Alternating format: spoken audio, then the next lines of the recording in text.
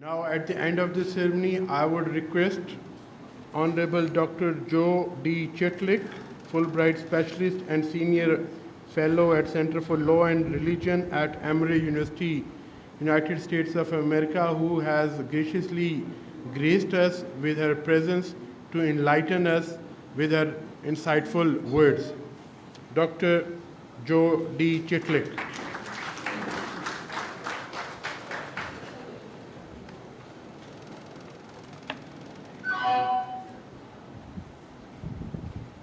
Assalamu alaikum.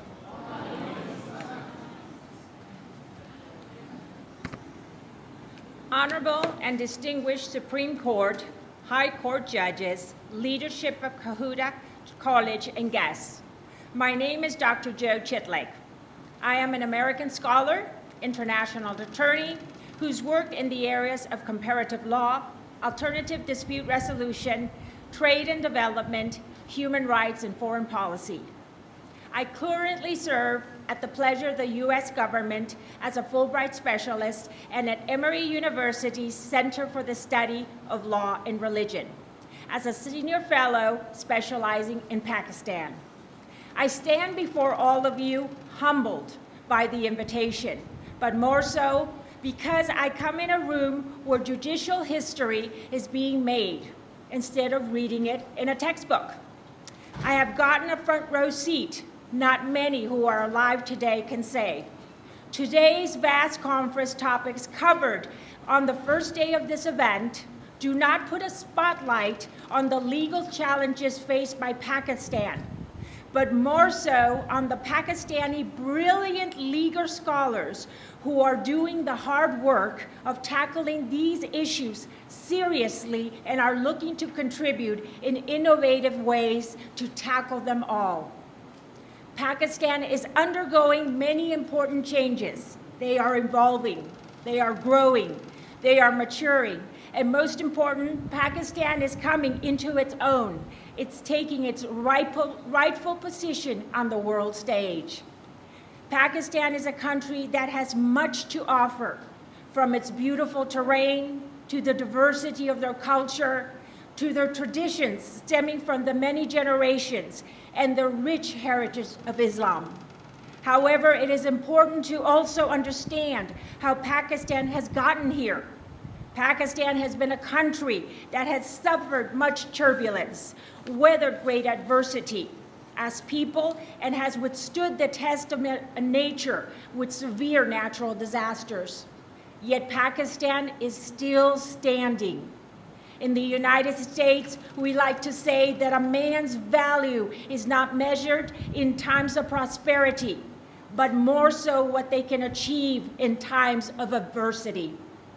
Pakistan and its people have shown the world that this is a nation of proud people. And no matter what is thrown at them, they simply keep getting up, straightening their clothes, wiping their shoes, and keep moving forward. Pakistan is resilient. In Pakistan, the judiciary has played a pivotal role in placing Pakistan on the global map for its possible legal contributions. Many of your distinguished colleagues have been guests in the United States, invited to lecture in top universities. Supreme Court Justice Honorable Mansour Ali Shah recently visited New York, Massachusetts, and Connecticut, during which he was a guest lecturer at Columbia, Yale, and Harvard.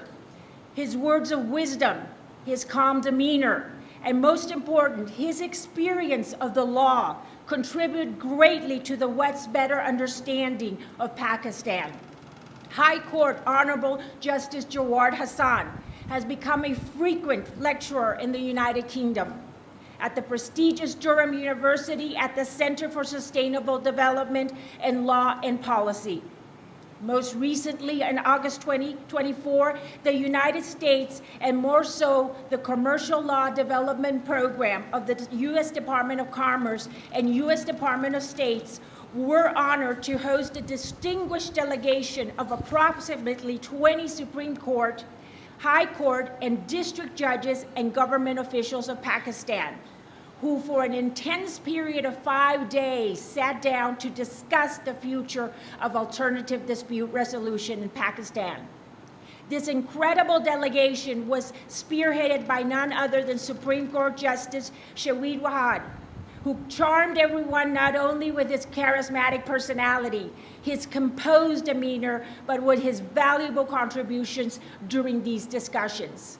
With this very brief highlight of some of the most important international work being done by your distinguished colleagues abroad, I want to pivot to the more recent landmark judicial contributions being made by Pakistani judges. I want to add with a smile that my list in no way is exhaustive. On the contrary, there are so many important judgments. It was hard to pick and at the same time adhere to the constraints of time. The first one is PLD 2024 from the Federal Sharia Court 25, Mr. Bahir versus the government of Pakistan. Here, the Federal Sharia Court made a clear distinction between pension benefits to a widow and inheritance or tarka, stating that pension benefits are a gift from the state to the widow and therefore do not fall under tarka and not part of the deceased estate. The Sharia court's legal contribution has clarified an important point in the time of great sorrow.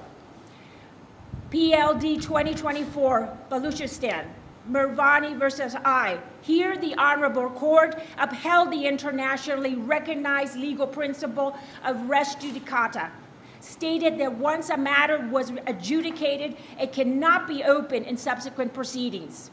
This valuable court ruling contributes to the principles of fairness, justice, and trust in the rule of law. PLD 2024, Supreme Court 642.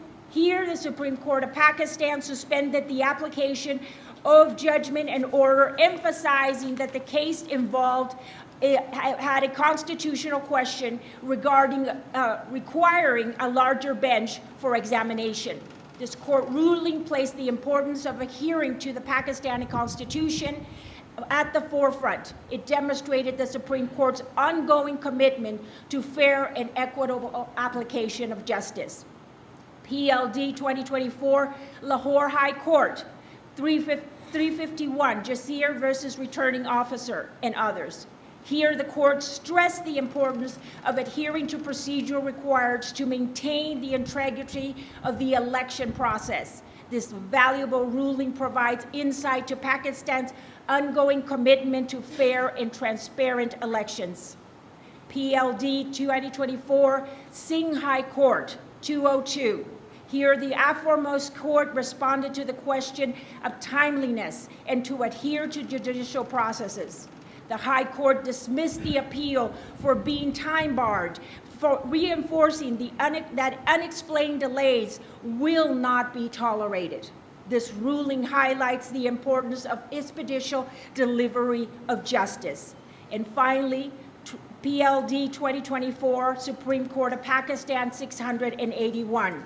Here, the Supreme Court ruled in violation of privacy, stating that in a legal entry question, the validity of evidence collected is dubious. By the same token, the distinguished court also tackled in the same ruling the adherence to investigating requirements detailed in the Criminal Procedure Court.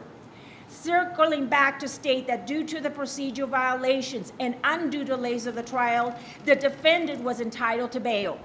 This ruling highlighted not one, but three important things and rights afforded to defendants within a criminal procedure, and Pakistan's commitment to ensuring these rights are not violated no matter the circumstances. These sample judgments are just a gentle stroke of a brush that truly does not do justice to all the incredible judicial work that is being done in all courts throughout Pakistan. In closing, I would like to reiterate my personal academic commitment to showcasing the valuable legal contributions being done in Pakistan. With my second trip to Pakistan, I am overwhelmed by the kindness, the hospitality, and the ability to sit down with some of the most brilliant legal minds in the field. I can now effectively say I consider Pakistan my home away from home.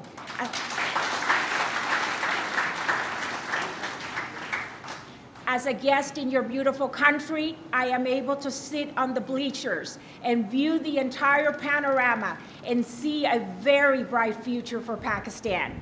In the years to come, Pakistan's ongoing commitment will pave the way not only as a regional example, but more so as a positive contributor on the world stage. May the peace, mercy, and blessings of Allah remain with all of you. And I pray for much health, and inshallah, I look forward to the ongoing opportunity to be of service to the legal community for the betterment of Pakistan. Thank you.